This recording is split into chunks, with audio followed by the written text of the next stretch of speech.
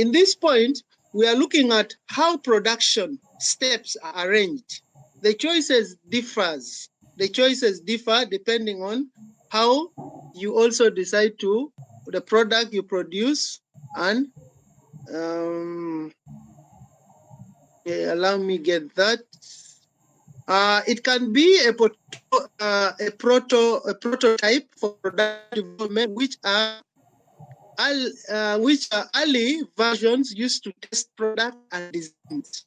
And I remember mentioning this last time. I wish she was here. This is just a design of something, of the product, of how it will look like at its original state. It is not the product itself. In other words, it's a method that is developed. Hello, Mr. Giri. Yes, please. If I'm not mistaken, I'm in the right class. I'm for BBA. BBA, no. BBA, not today. BBA is Wednesday. Today I'm handling bachelor's of procurement. Yeah, sure. Okay. So what I was saying, there is a word called prototype. Prototype is a design of how the original will look like. But this is just a cartoon design. I can use that cartoon design of how the original will look like. That is what we call, those are the modules. We gave an example of how we mix soda. We calculate the formulas of how soda is mixed. It doesn't mean that is the formula of how that is the product system, but it is what the production department will follow when producing. Let's look at the people who draw.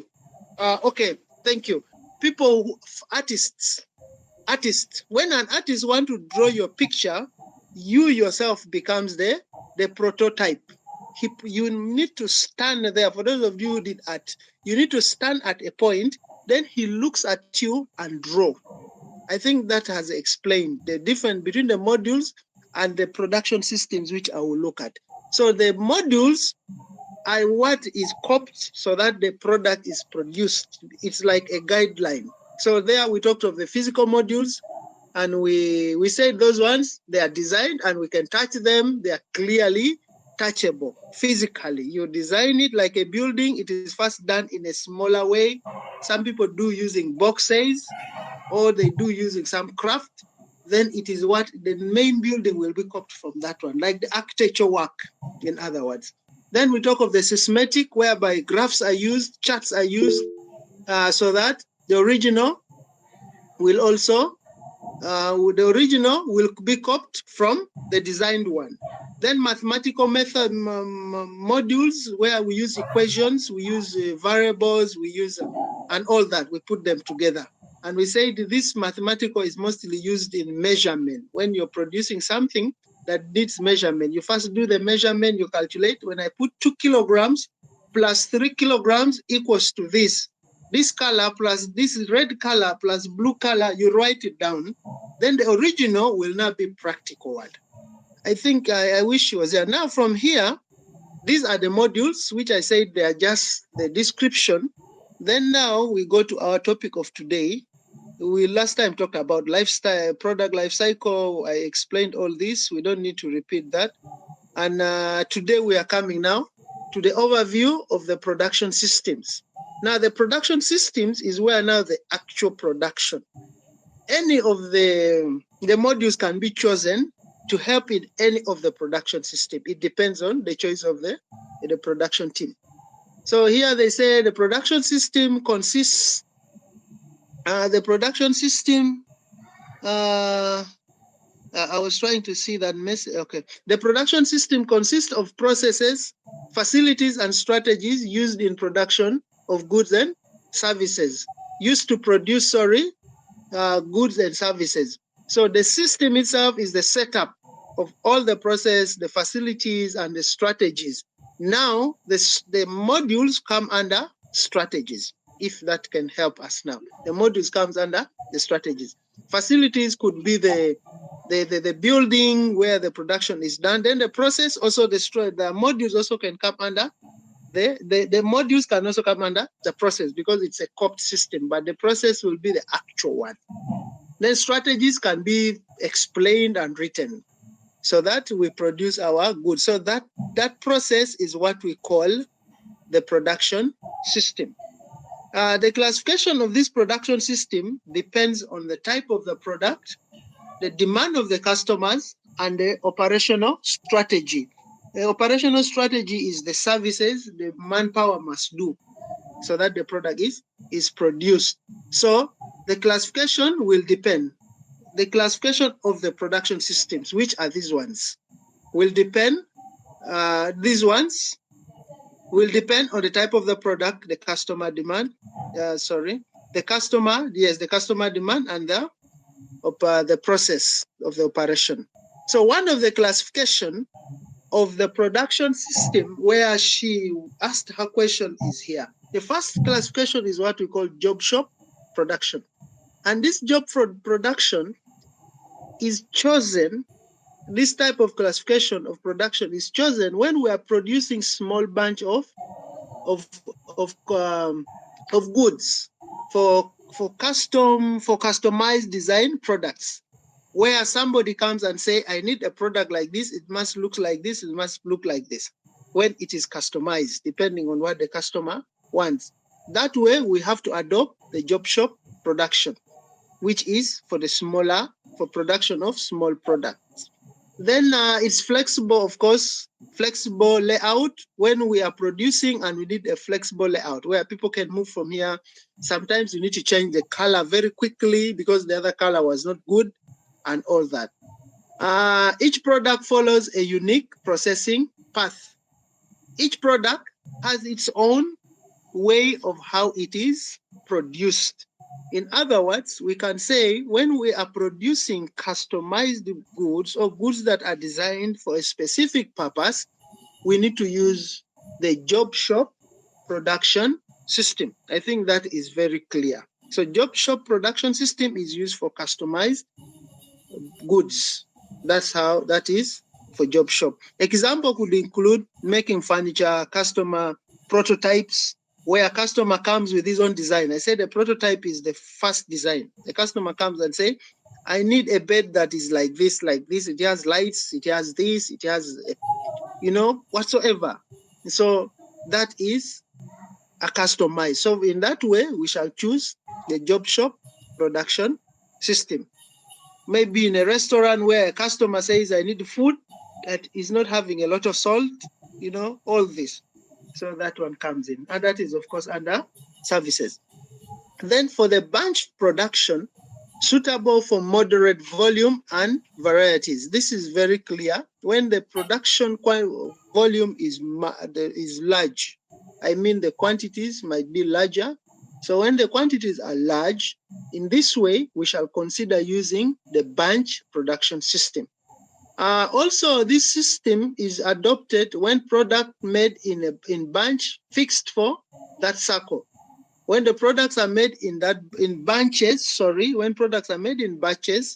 and fixed for that circle, you make different bunches. You make this group of products, then you make another group, you make another group. That means it still goes up there. For example, in a bakery, bread is made in groups. Pharmaceuticals, a certain type of medicine is made, then another certain type of medicine is made, then another certain type of medicine is mixed, if it is being mixed, if it is being how it is produced. So in that way, a bunch means a collection of products of similar characteristics. That is what we call a bunch. I think that is very clear. Reduce idle time and improve equipment utilization. The advantage of this production system, it reduces too much idling because you don't need to wait.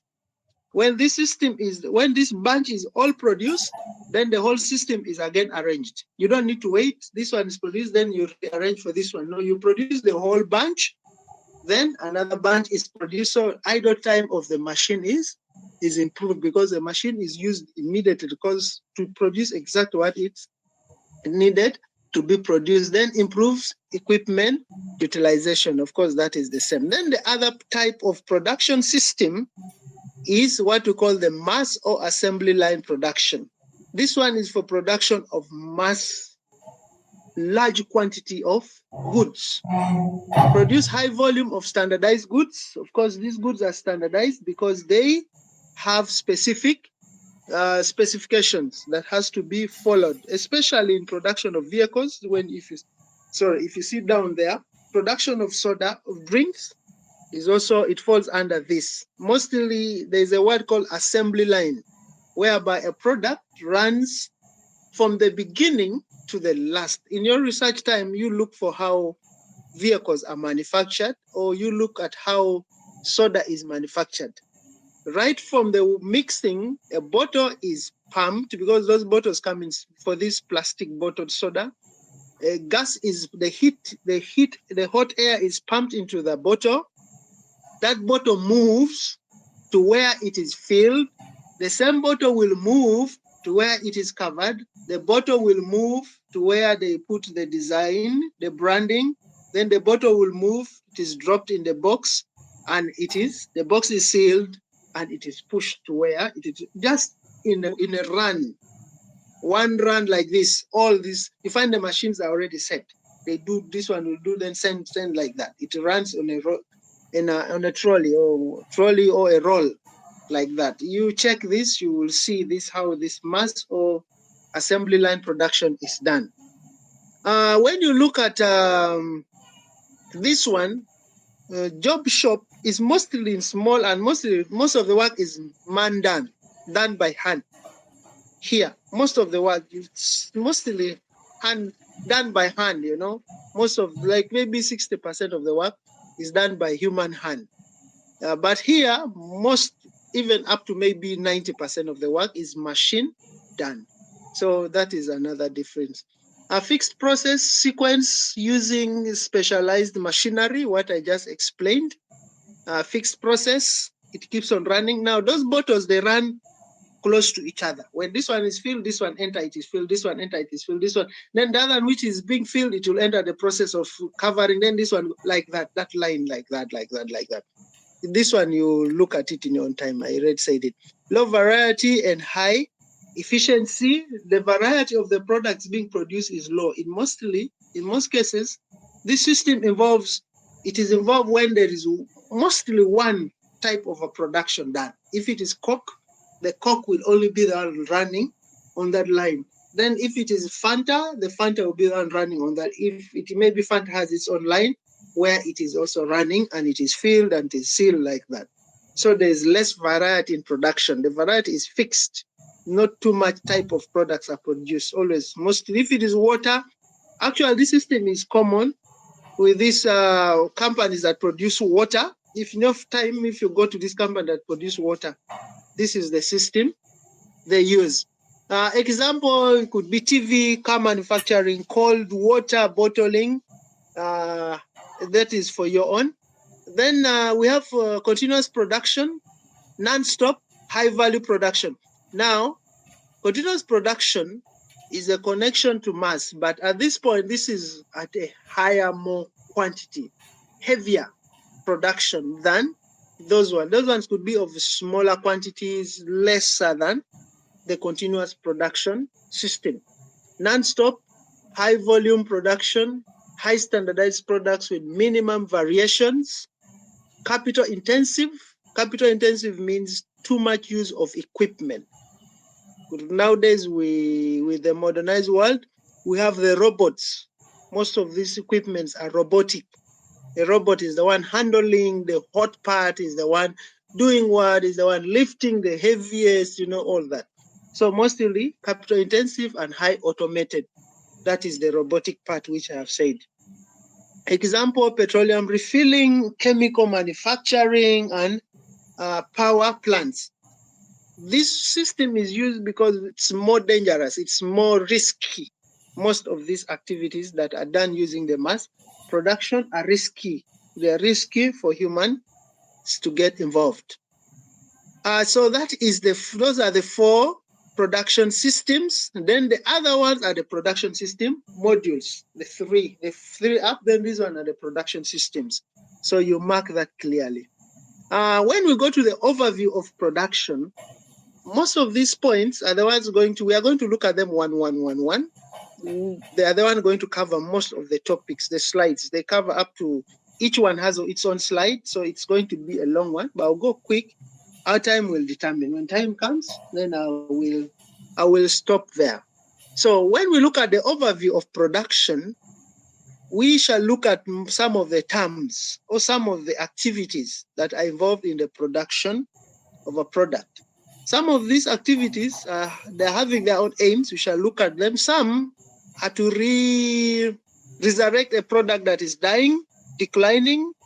Some are for markets, you need to grab more market.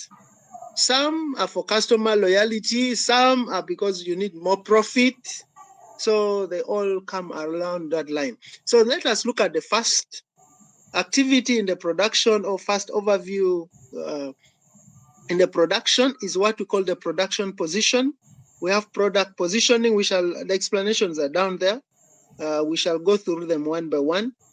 Product overlap, product scope, I cannot explain them because I'll be repeating myself. Product scope, product design, product elimination. These are just English words as we hear them. New product diversification, that is product diversification, then value marketing. Let's begin with the first one, which is product positioning. As the word suggests, position, put somewhere, to position a product. Let's read our definition. It says placing a brand. Of course, when we mention a brand, we are talking of a product that is branded. Placing a brand in a market space where it gains favorable customer perception versus competitors. You bring a product into a market so that customers can easily get attracted to it.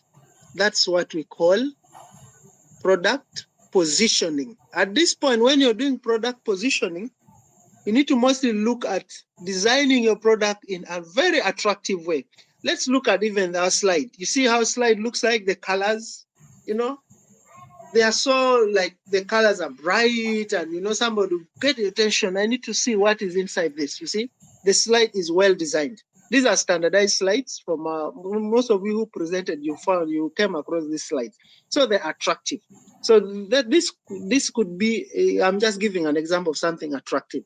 So a product must be so attractive to customers. Last time I talked about the design of a Fanta. The former Fanta looked so boring. So someone said, no, let's redesign this product. Let's make it look good. Let's rebrand it. The design, the branding on it, how it looks, there's the way it looks rough, the way it is put inside, all that. Then it becomes more attractive to customers. Then it gained market. That is what we call, which are product design also ahead there, more related to positioning. But at positioning, you get your product, you put it in the market at a specific position, put it in the market because you need it to gain customer attention. The procedures could include analyze customer relevant product attributes. This is what I just said. You need to know what attracts customers. What do they want to see from this product? You need to see those characteristics that the customers would want to see in the product. You need to know that. You need to understand segment wise and distribution. You need to know which product is well. This was very important.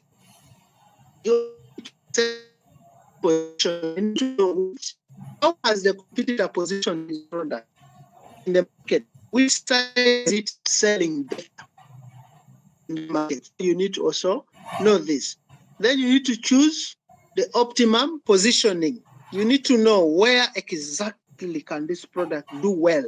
You need to also analyze. Then you make the choice. Let me look at objectives before I give the example I needed to give. Product positioning objectives, differentiate the product. The aim is to create a product that is closely to your product, but it's a little bit different. Create brand identity, e.g., you need to create a brand identity in the market, your positioning, because you need people to know about it. For example, Colgate, which is a toothpaste. I said it last time that today in the market, because Colgate positioned itself very well in the market, today everyone that goes to the shop, and most of them say, I need Colgate. When they look at the different varieties, then they choose the one they want. Most people call powder soap Omo. They go to the shop and say they need Omo, but it's meaning powder soap. So when he looks at the one he wants, maybe the Nomi, then he picks the Nomi. You see all this. So that is product positioning.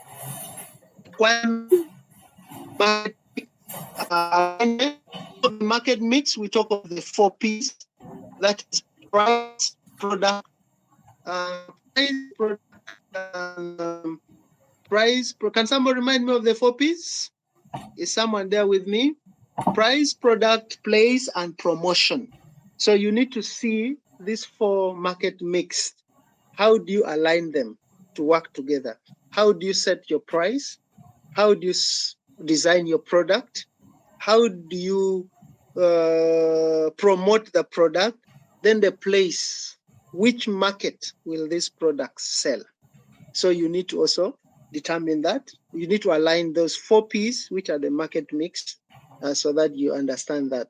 Unique design and communication. You need to have a product that is of a unique design. As I said it before, Fanta was designed to look like a shape of a woman. As I mentioned that before, I know it sounds funny, but from the research I got, the idea was to make it attractive, you know. So that is the design. Someone said, look, let's change the design to look like this, you know, and how you and the communication of the design. What message does it send to people? Do they like it?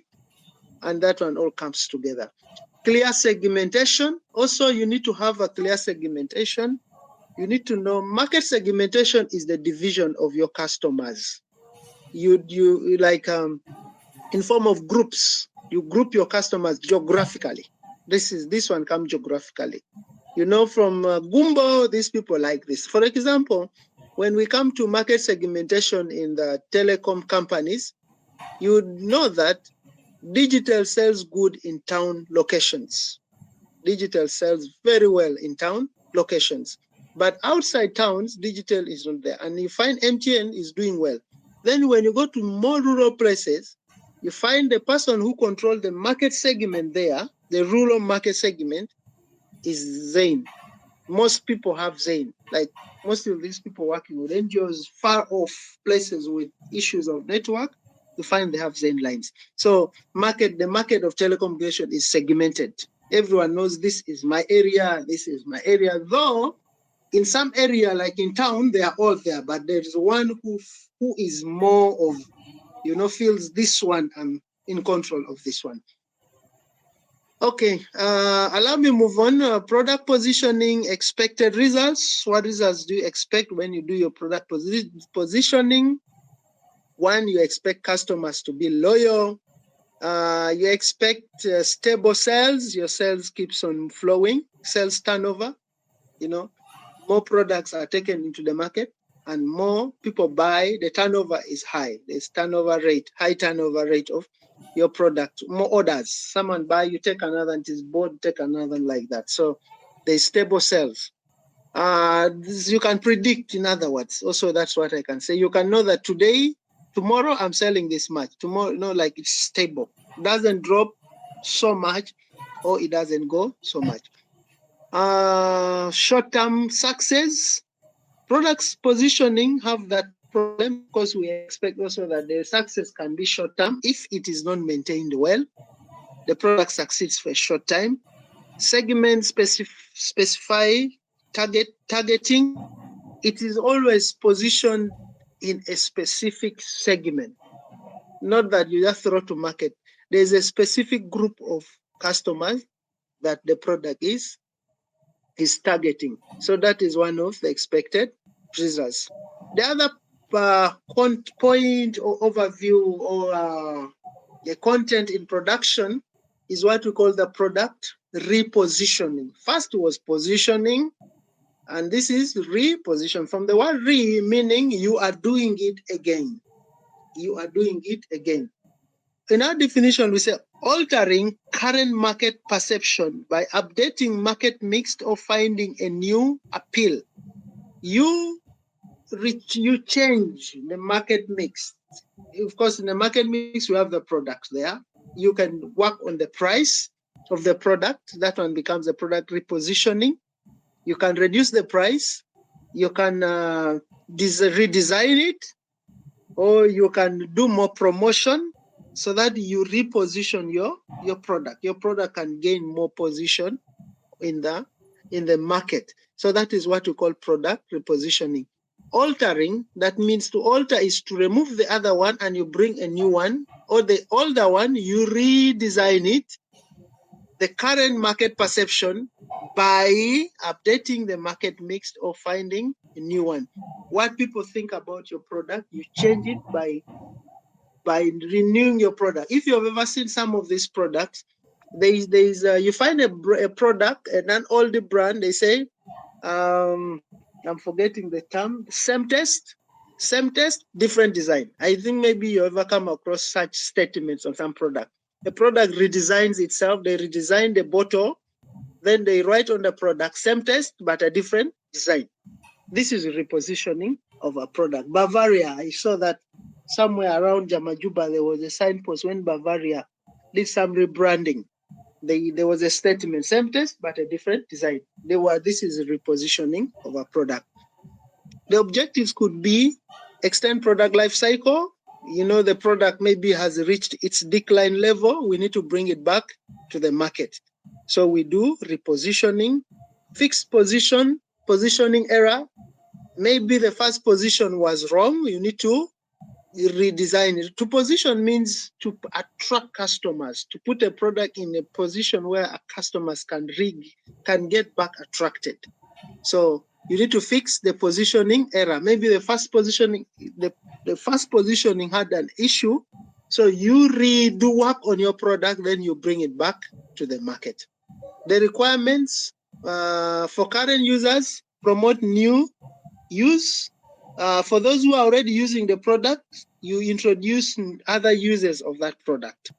Then for the new users, you do fresh positioning. You introduce it afresh to them so that they know it newly, for those who still don't know it, if you're targeting new users. Avoid alienating existing customers. Of course, that is another. You need to avoid confusing customers who are in existence on how they should use that product. So you need to just be careful and show them how best to go with the product you are repositioning. When you reposition a product, these are the results you expect. First, you boost in growth or profitability. Of course, we say reposition is one of the aim is to bring back a product that is dying. You remember in our life cycle, extend the life cycle of a product. Maybe it is dying, you need to extend. Maybe it is in maturity, you need to continue in the maturity level like that because you need more profit. So as a reason for that, of course, there's growth and profitability. Expand into new markets, that could be another reason. You need to position, or you need to remember we said you can reposition you can reposition to new users. So you need to expand your new market by repositioning your product. Discover hidden users or increase market shares. There could be other users of a product, so you can introduce that by repositioning your product so that customers can get what they require from the product. Another point is product overlap, offering similar product across markets, channels, and brand. Now, product overlap, the best example is even competing with your own brand.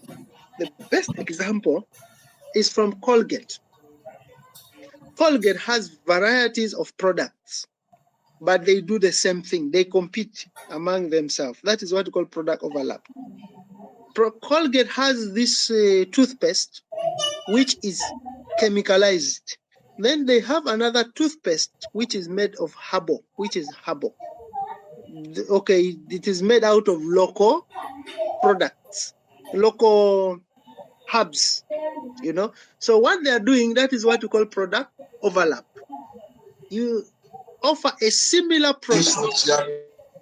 You offer a similar product that is more or less doing the same thing, but there is a slight difference. This product could be even competing themselves. They're from the same company. They could be easily even competing themselves. That is what we call product overlap across the market, channel, or brands. It depends on channel, of course, of distribution, then the market and all that. Why do we do product overlap? Attract diverse customers. Some people wouldn't want to use the chemicalized Colgate, and they would prefer herbal. So you diversify customer, you diversify your customer, you attract diverse customers. Those people who need to explore new things so that you get them. Achieve economy of scale. In other words, you could be using almost the same resources to produce these products. You see? So you will be able to enjoy what we call economy of scale. Economy of scale is when, let me give an example, is when you're producing a product and the raw materials are the same, similarly, almost the same, let me just say similarly the same. Where you buy those raw materials, you could enjoy the scale, the economy of scale from transportation, because you can even transport this product together. That is the finished product. Even the raw materials, you can bring them from the customers together. Remember, when you bring in a large quantity, you spend less on the transportation. That is what we call economy of scale. When you spend less on because of the quantity of what you're handling. So economy of scale come there. Spread overhead. You can spread the overhead costs, the same consumers or the same cost, which is covering that also can be covering the other one. That it could be on the equipment, could be, of course, overhead costs are the additional costs. We looked at that, I think, in a unit back, cost accounting or something like that. Some of you remember that. Product overlap requirements. Requirements are distinct marketing for each other, for each brand. You need to have different marketing for each of the brand. You have to market them differently.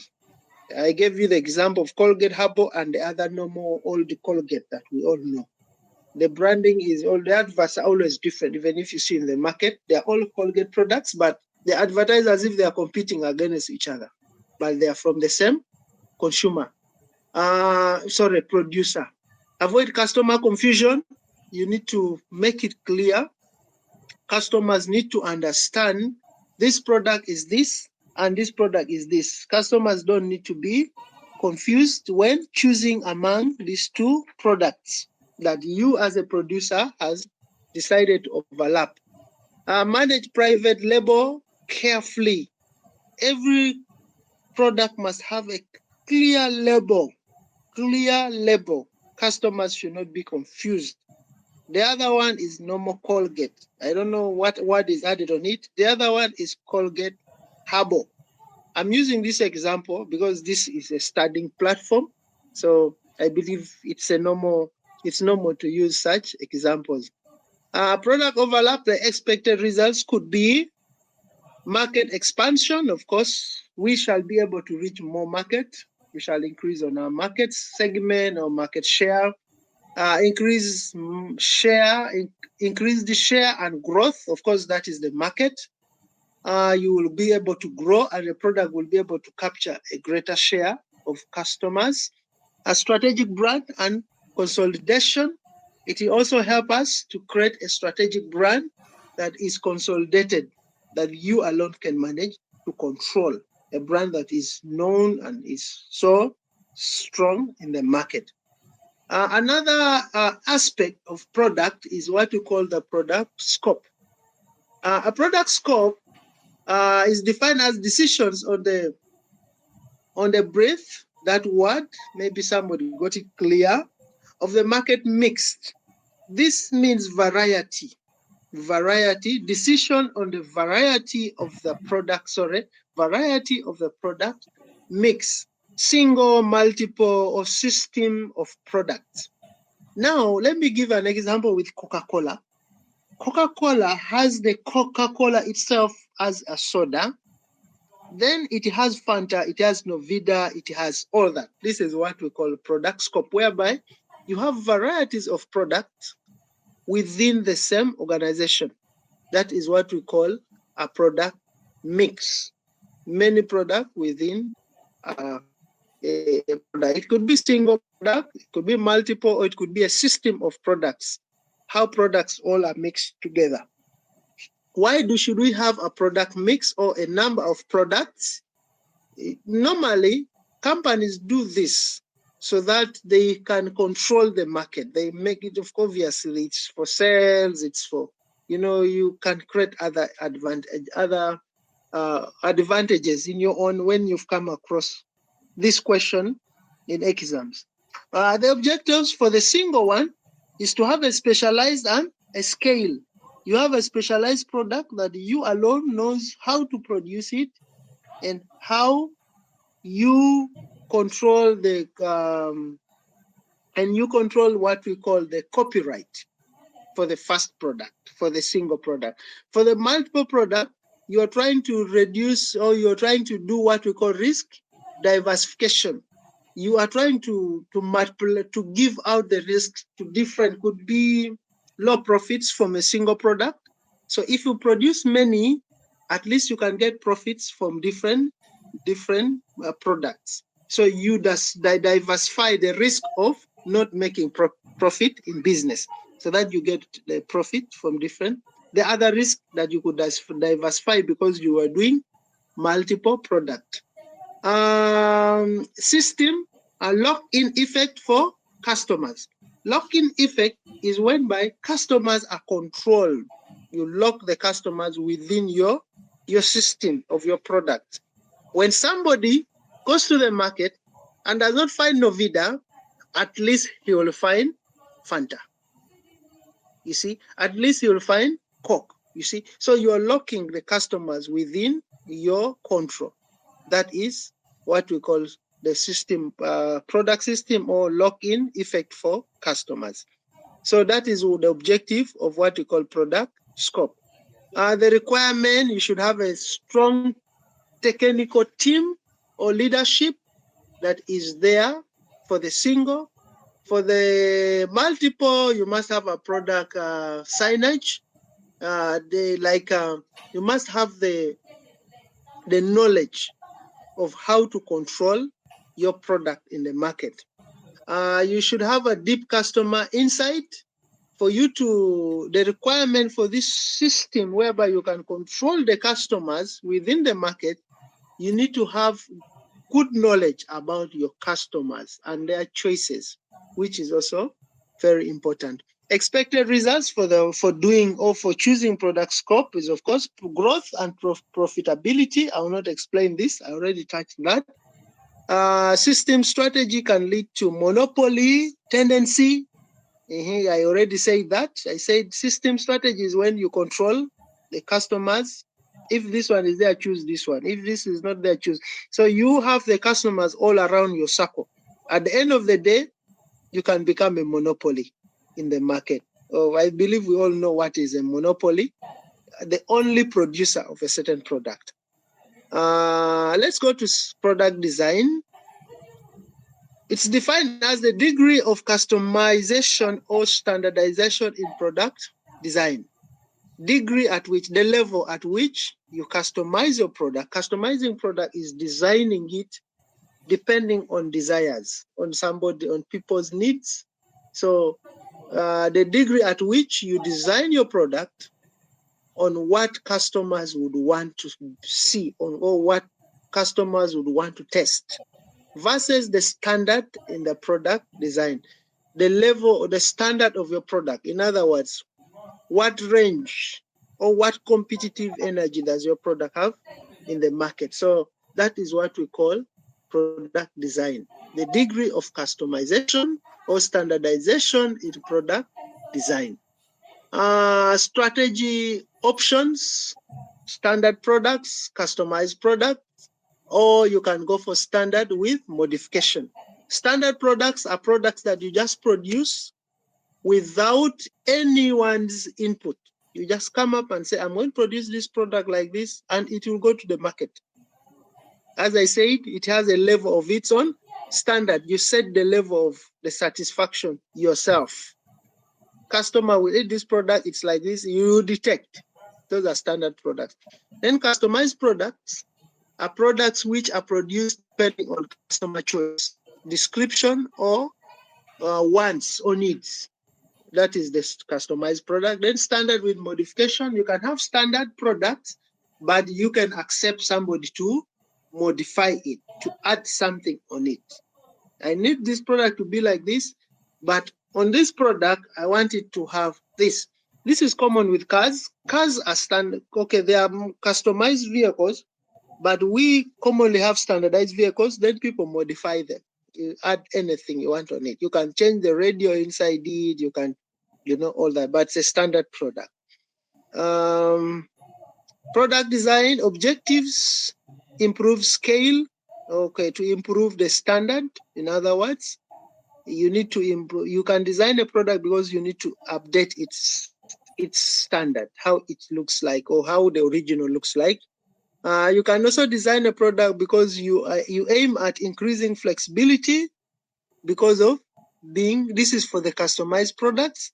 Flexibility in a way that the customer can use it the way he wants, or the person who described it is flexible with the way he wants it to work. He can do it like this, the product can do this, the product can do this, the product can do this. Combine both benefits. Your aim is to improve the scale and also to increase flexibility. That can be the objective of product design, the benefit, the both benefits. Requirements: you need to have market analysis. You need to understand your market clearly. That is, of course, by collecting data, having metrics about your market, collect enough data. You need to also have a lot of knowledge on the technological trends, what technology is in the market, and what is new in the market by doing technological monitoring. Expected results: you, of course, increase your market share. If you standardize your products, if you customize your products, you can increase if you standardize and also customize at the same time, or accept customers to add on their adjustments, you can increase your competitive advantage. That means your competitive advantage is when a company is able to compete, or what we call leverage. You have the leverage to compete. You have an advantage. You have something to show off in the market and say, I have this, I can compete. Innovative experience. Of course, the outcome is you will enjoy innovation. You'll be able to express what you have through your designs. For more 30 minutes, because I'm trying to compensate yesterday's lecture in this 30 minutes. Product elimination is another terminology or another element that involved in product production or product itself. Overview: removing underperforming or non-strategic products from the portfolio. Product portfolio is more connected to product mix, whereby you have a variety of products in the market. That is what we call a product portfolio. So to eliminate a product is when you remove the underperforming product. We remember saying in our product life cycle, and we said, sometimes you just have to let the product die. That is the decision. You can decide when the product has reached its declining level. You just let it go. You just eliminate it from the market. So this is one of the decisions. So eliminating is removing the underperforming or non-strategic product that is not well strategized in the market, or it is underperforming, not yielding profits. You're investing a lot of money on it and you're not getting anything. So you decide to remove that product. For example, we say Coca-Cola says, let's say Pepsi says 7-Up. Last time I gave the example of 7-Up. They say 7-Up. 7-Up is there in the market. I could not know clearly why Pepsi still maintains 7-Up in the market as one of its product in its portfolio, but it could decide and say, let's throw away this product, and it goes. Because it is not commonly known, it is not commonly demanded, it is not, all that. Or the objectives could be to cut off costs. Of course, the more you continue producing this product, remember it is not performing well in the market. You are incurring costs for nothing. You're not gaining back your money. Remember, every production, the aim is to maximize profits. Focus on strategic products. You can remove that product which is underperforming so that the energy that you put on that product or the resources that you put on the other product which is not performing, you focus them on the product which is yielding profits. Improve profitability, of course.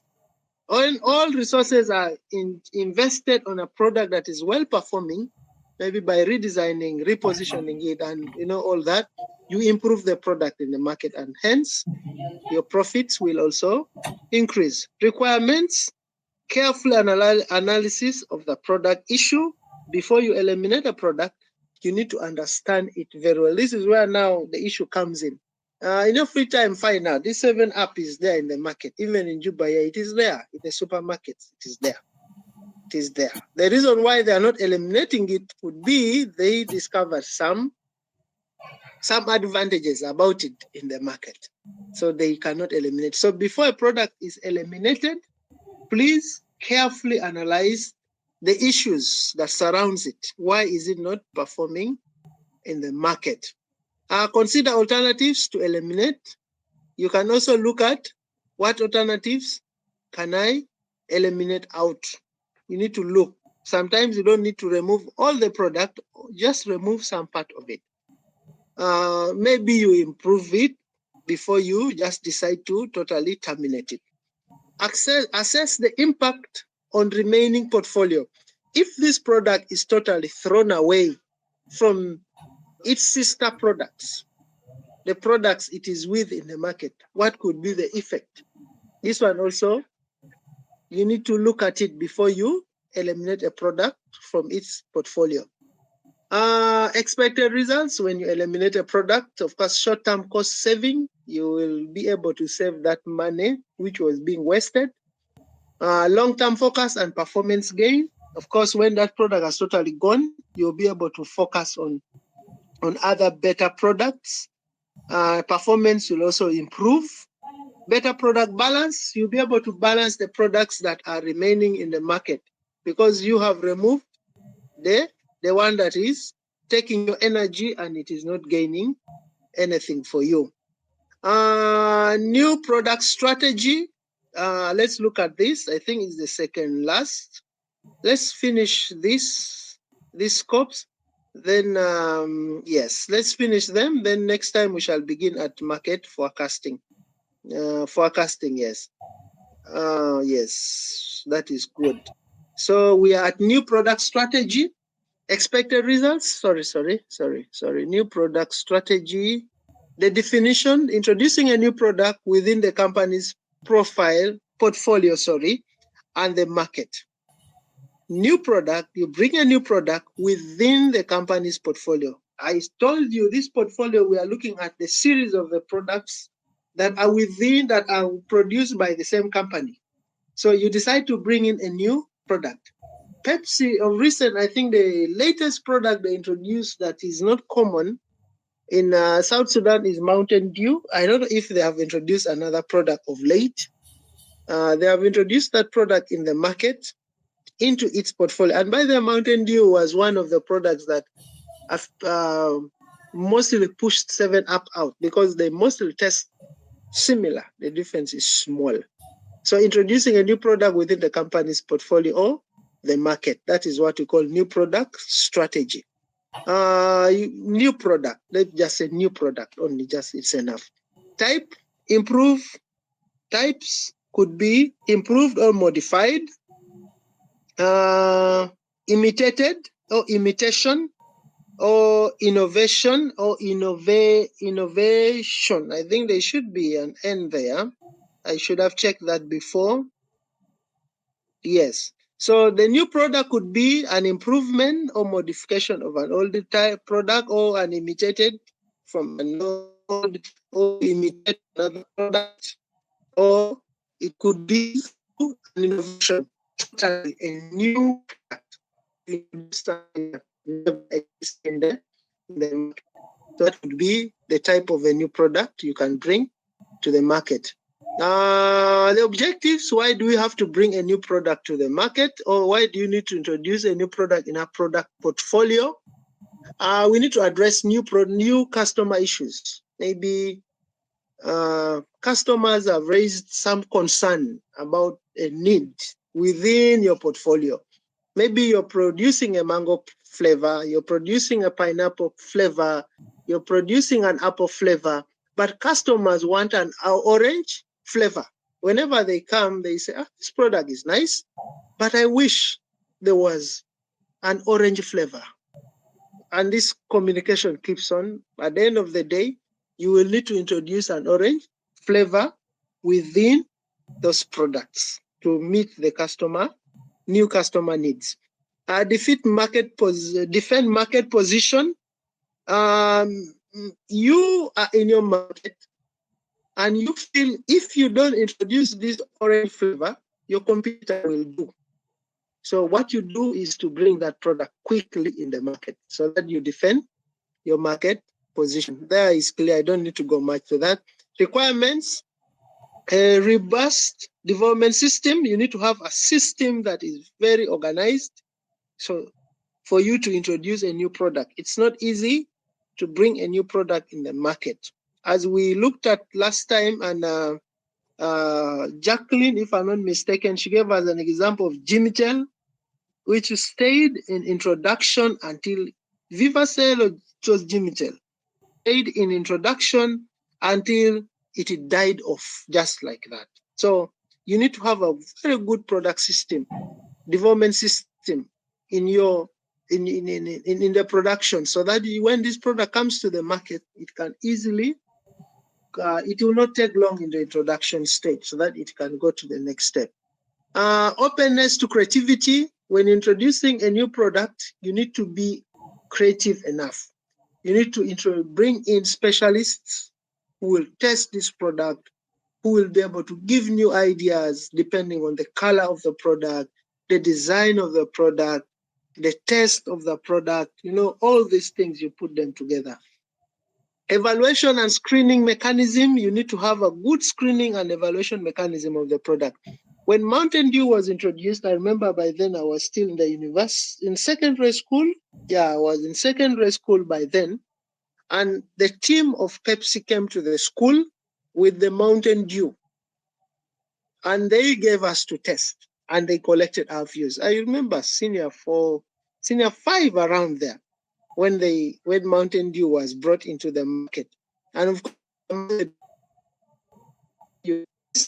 people tested it for a very proud. They moved all over. I'm sorry, I'm giving examples about this purpose, because these examples are very rare in our country here, because the level of production is not that high. So the testing was done, the evaluation of the product was done, and it was done, and they collected enough views from people. Then they went back and now reproduced the product. So that is the evaluation and the screening mechanism. Before a new product comes in, there are a series of activities that must be involved.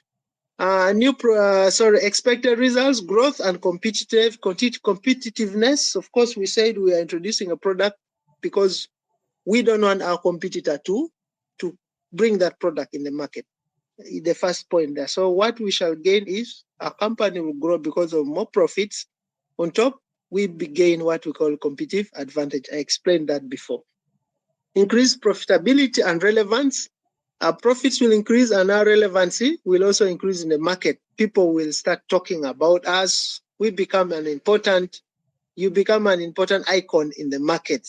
Anyone needing this, the first thing that comes is that product, the new one that is introduced. Let's look at diversification. Product diversification is the entry into a new product or market and familiar to the business. You diversify a product or a new one into an unfamiliar market. Entry into a new products or market unfamiliar to the business. You diversify your market, the market of your product, so that it goes to, it could be of a new product, so that that product can get new market share where it is not familiar with the customer. That is what we call product diversification. Or we can redesign the product and we introduce it to another new market. It comes in a series of concepts. So that is to diversify, make it more than what it is now. You create more features, attributes about it, so that where if it was unfamiliar, then it becomes familiar in the market. The types could be, we can diversify basing on concentrates, which that means related to each other. We diversify horizontally, new or same customers. We diversify to new or the same customers, or we do what we call clonometric. That means we are doing a new thing, everything new. Everything is changed, and everything is changed afresh, but a new product. As I said before, the example I gave, new product, same brand, same taste, a different design, such kind of a thing. That is diversification. Objective, we need to grow beyond maturity. This point is not clear here. Of course, there is no another point beyond maturity. Of course, the point could be, I need to rephrase this point, and I would say, let me see, someone I think has, is there a point? Someone is going off. I'm summarizing. I'm summarizing, please.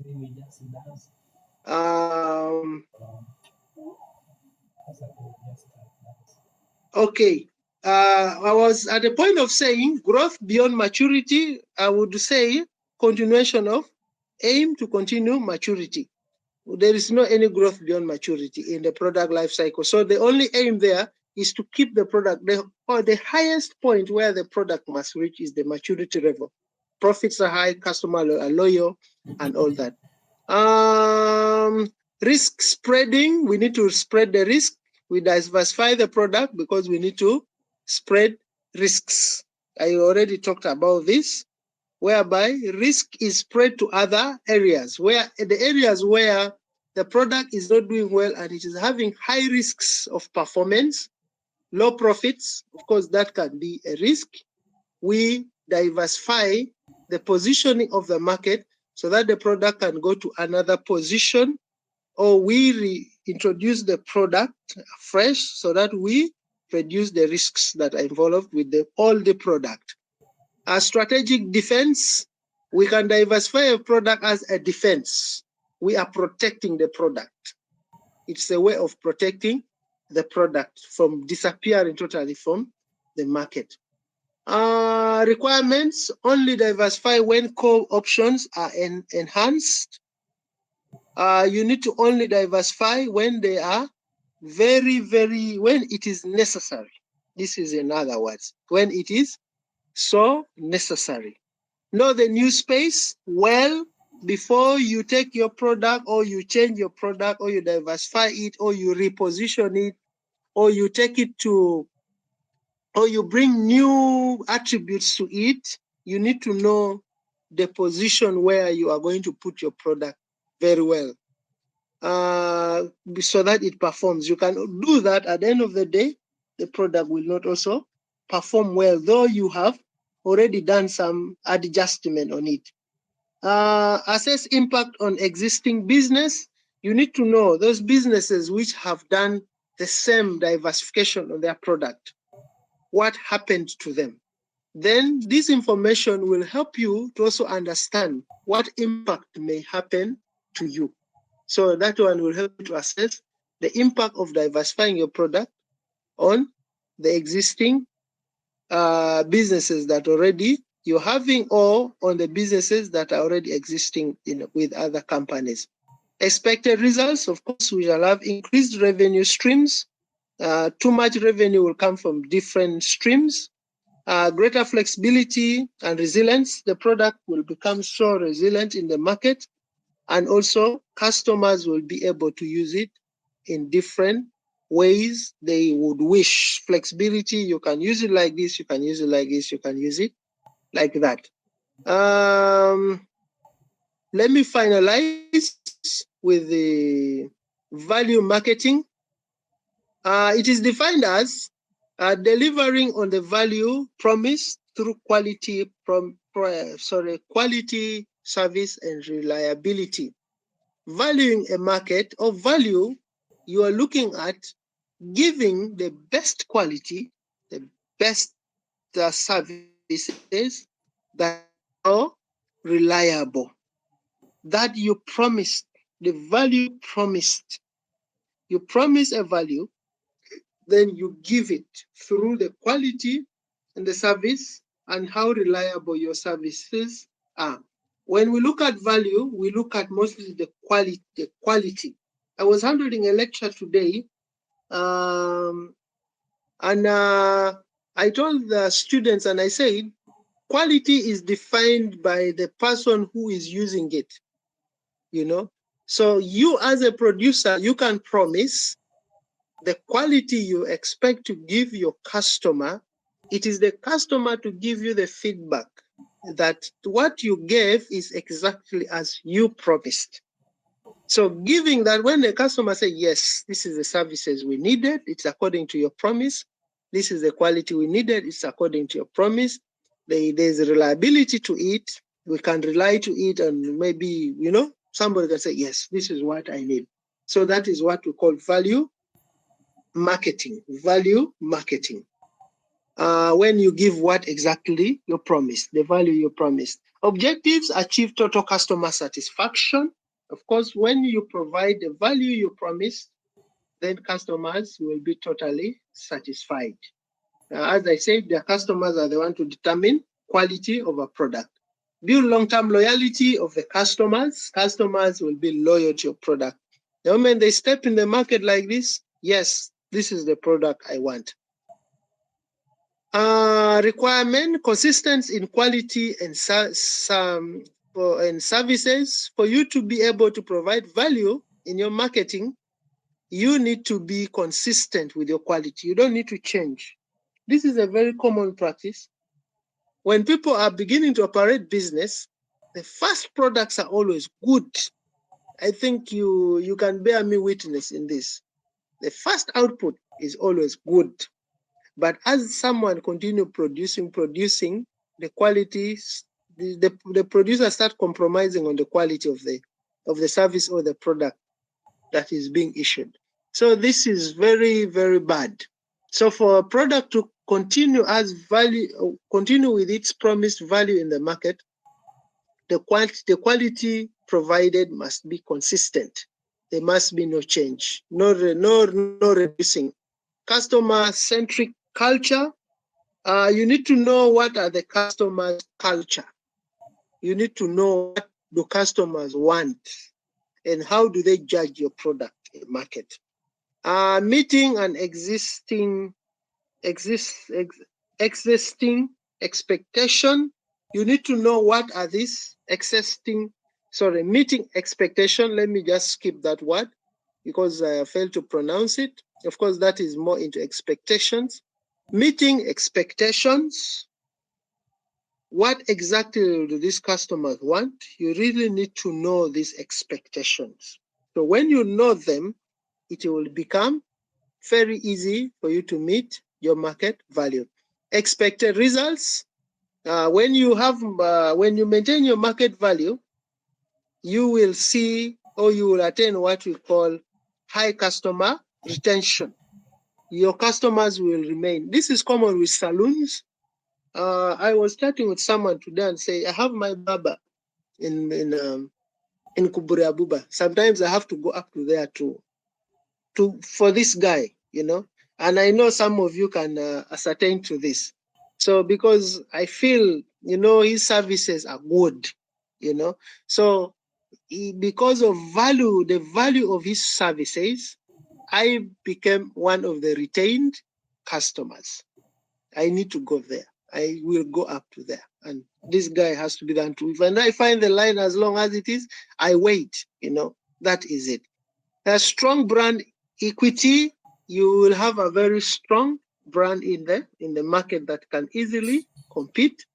You will also have what we call competitive advantage, and I already mentioned that. Dear students, I'm supposed to stop at 7:30, but this is so good so far. So next time when we come, we are going to look at, that is Thursday next week, we are going to look at forecasting in production. We are going to look at forecasting, and I want you in your free time, please also look through this in the next lecture, since it is something that is not new to most of us. Please, I'll make it more interactive. The reason why I decided to speak more in this, because I realized some of the terminologies were a little bit new. But in this forecasting, I will make it a little bit interactive, whereby I will be asking questions.